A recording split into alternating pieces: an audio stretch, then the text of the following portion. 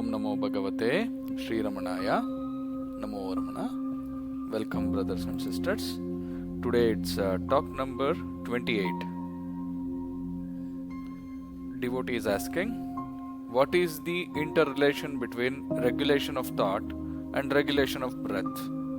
So Maharshi is responding, thought, intellectual and respiration, circulation, etc. vegetative activities are both different aspects of the same, the individual life. Both depend upon or metaphorically reside or inhere in life. Personality and other ideas spring from it like the vital activity. If respiration or other vital activity is forcibly repressed, thought also is repressed. If thought is forcibly slowed down and pinned to a point, the vital activity of respiration is slowed down, made even and confined to the lowest level compatible with life. In both cases, the distracting variety of thought is temporarily at an end. The interaction is noticeable in other ways also. Take the will to live. That is thought power that sustains and keeps up life when other vitality is almost exhausted and delays death. In the absence of such willpower, death is accelerated. So, thought is set to carry life with it in the flesh and form one fleshy body to another. Devotee. Are there any aids to number 1, concentration, and number 2, casting of distractions? Maharshi. Physically, the digestive and other organs are kept free from irritation. Therefore, food is regulated both in quality and quantity. Non-irritants are eaten, avoiding chilies, excess of salts, onions, wine, opium, etc.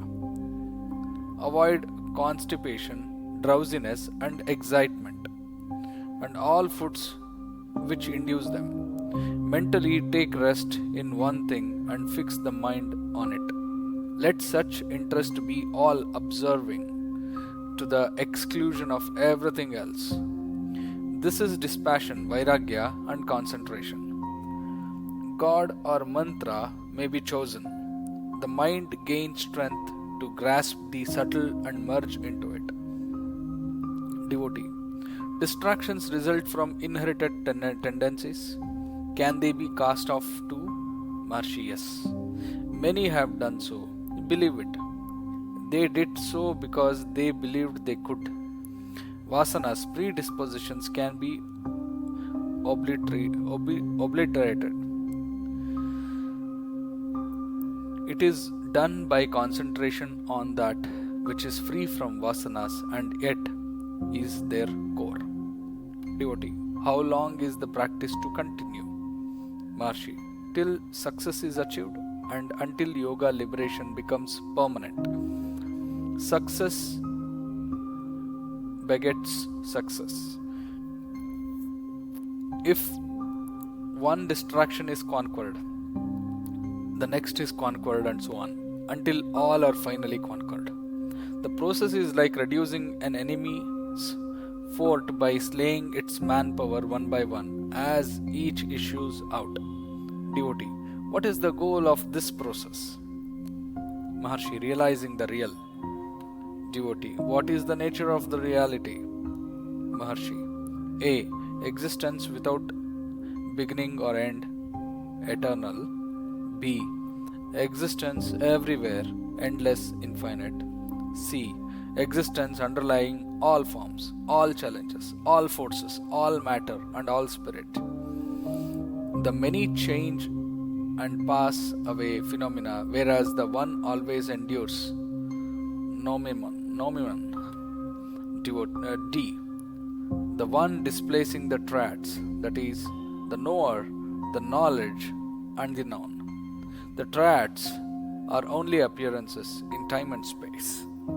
whereas the reality lies beyond and behind them. They are like a mirage over the reality. They are the result of delusion. Devotee. If I also be an illusion, who then casts off the illusion? Maharshi. The I casts off the illusion of I and yet remains as I.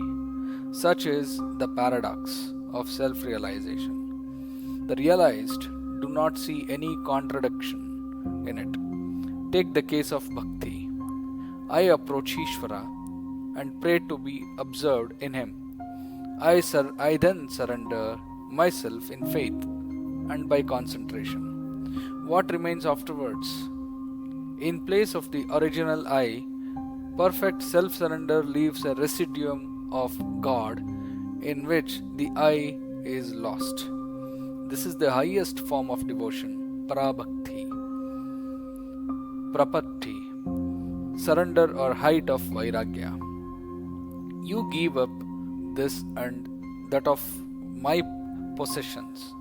If you give up I and mine instead, all are given up at a stroke. The very seed of possession is lost. Thus the evil is nipped in the bud or crushed in the germ itself. Dispassion, vairagya, must be very strong to do this. Eagerness to do it must be equal to that of a man kept under water trying to rise up to the surface of his life. Devotee. Cannot this trouble and difficulty be lessened with the aid of a master or an Ishtadevata, God chosen for worship? Cannot they give the power to see ourselves as it is, to change us into themselves, to take us into self-realization? Maharshi. Ishtadevata and Guru are aids, very powerful aids on this path. But an aid to be effective requires your effort also. Your effort is a sine qua non. It is you who should see the sun. Can spectacles and the sun see for you? You yourself have to see your true nature. Not much aid is required for doing that. Devotee. What is the relation between my free will and the overwhelming might of the omnipotent? A. Is omniscience of God consistent with ego's free will? B. Is omnipotence of God consistent with ego's free will? C. Are the natural laws consistent with God's free will? Maharshi. Yes. Free will is the present appearing to a limited faculty of sight and will. The same ego sees its past activity as falling into a course of law or rules, its own free will being one of the links in the course of law. Omnipotence and omniscience of God are then seen by the ego to have acted through the appearance of its own free will. So he comes to the conclusion that the ego must go by appearances. Natural laws are manifestations of God's will and they have been laid down. Devotee. Is the study of science, psychology, physiology, philosophy, etc. helpful for 1. This art of yoga liberation? 2. The intuitive grasp of the unity of the real? Maharshi. Very little. Some knowledge is indeed for yoga and it may be found in books. But practical application is the thing needed. And personal example, personal touch and personal instructions are the most helpful aids. As for the other, a person may laboriously convince himself of the truth to be intuited, that is, its function and nature. But the actual intuition is akin to feeling and requires practice and personal contact. Mere book learning is not of any great use. After realization, all intellectual loads are useless burdens and are thrown overboard as jetsoning the ego is necessary and natural. Devotee, how does dream differ from waking? Maharshi, in dreams, one takes on different bodies and they re-enter this body when one dreams of sense contacts. Devotee, what is happiness? Is it inherent in the Atman or in the object or in the contact between the subject and the object? But we do not see happiness in our affairs. When does it actually arise? Maharshi, when there is contact of a desirable sort or memory thereof, and when there is freedom from undesirable contacts or memory thereof, we say there is happiness. Such happiness is relative and is better called pleasure. But men want absolute and permanent happiness. This does not reside in objects, but in the absolute. It is peace, free from pain and pleasure. It is natural state. Devotee, in what sense is happiness of our real nature? Maharshi, perfect bliss is Brahman. Perfect peace is of the self. That alone exists and is conscious. The same conclusion is arrived at, judged metaphysically and inferred by Bhakti Marga, path of devotion. We pray to God for bliss and receive it by grace. The bestower of bliss must be bliss itself and also infinite. Therefore, Ishvara is the personal God of infinite power and bliss. Brahman is bliss, impersonal and absolute. The finite egos, deriving their source from Brahman and then Ishvara, are in their spiritual nature bliss only. Biologically, an organism functions because such functions are attended with happiness. It is pleasure that helps our growth, food, exercise, rest, and gregarious qualities. The psychology and metaphysics of pleasure is perhaps this: our nature is primarily one, entire blissful. Take this as a probable hypothesis. Creation is by the entire Godhead breaking into God and nature, Maya or Prakriti. This Maya is of two parts: Para, the supporting essence, and Apara, the five elements: mind, intellect, and ego, eightfold. Ego's perfection is suddenly broken at a point, and a want is felt, giving rise to a desire to get something or do something. When that want is cured by the fulfillment of that desire, the ego is happy and the original perfection is restored. Therefore, happiness may be said to be our natural condition or nature. Pleasure and pain are relative and refer to our finite state, with progress by satisfaction of want.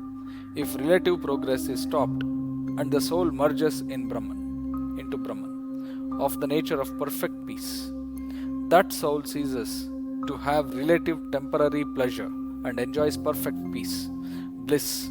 Hence, self-realization is bliss. It is realizing the self as the limitless spiritual eye, jnana drishti, and not clairvoyance. It is the highest self-surrender. Samsara, the world cycle, is sorrow. Devotee, why then is samsara, creation and manifestation, as finitized, so full of sorrow and evil? Maharshi, God's will. Devotee, why does God will it so? Maharshi, it is inscrutable. No motive can be attributed to that power. No desire, no end to achieve can be asserted of that one infinite, all-wise and all-powerful being. God is untouched by activities which take place in His presence. Compare the sun and the world activities. There is no meaning in attributing responsibility and motive to the one before it becomes many. But God's will for the prescribed course of events is a good solution of the free will problem. Vexata quahisto. If the mind is restless on account of a sense of the imperfect and unsatisfactory character of what befalls us or what is committed or omitted by us, then it is wise to drop the sense of responsibility and free will by regarding ourselves as the ordained instruments of the all wise and all powerful to do and suffer as he pleases. He carries all burdens and gives us peace. Om Namo Bhagavate Shri Ramanaya. Namo Ramana. Thank you.